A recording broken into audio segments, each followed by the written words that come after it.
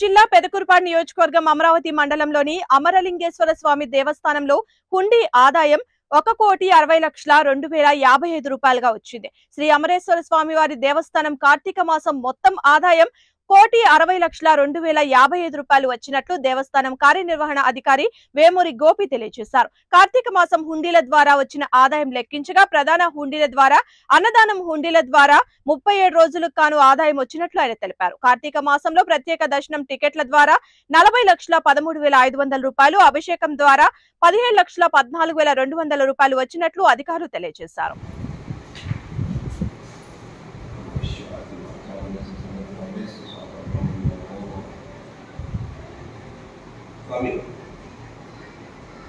ఈ సంవత్సరం కార్తీక మాసం ప్రధాన హుండీల ద్వారా ఒక నెల ఒక వారం అనగా 37 రోజులకు గాను 45,83,065 రూపాయలు వచ్చింది ప్రధాన హుండీల ద్వారా.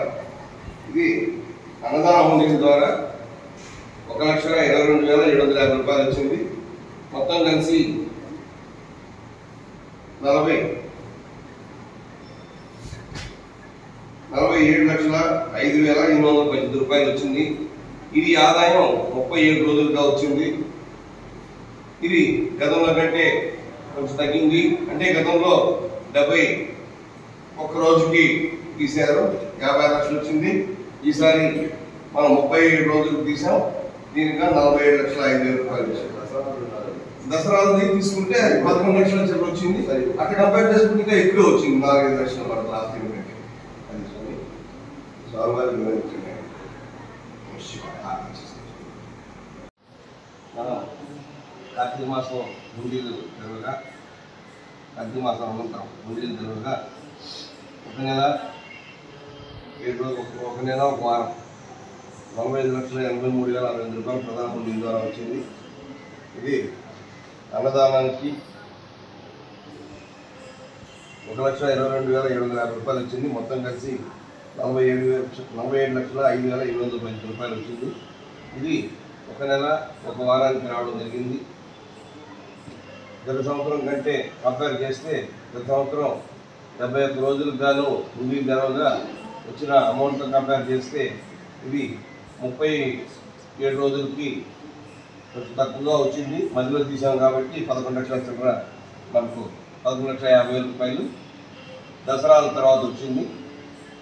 అందువల్ల మనకు కంపారిటివ్గా ఈక్వల్గానే ఉంటాం, ఇంకా ఎక్కువగానే ఉంది. ఇది అమ్మవారికి మీ ద్వారా వినియోగించాం.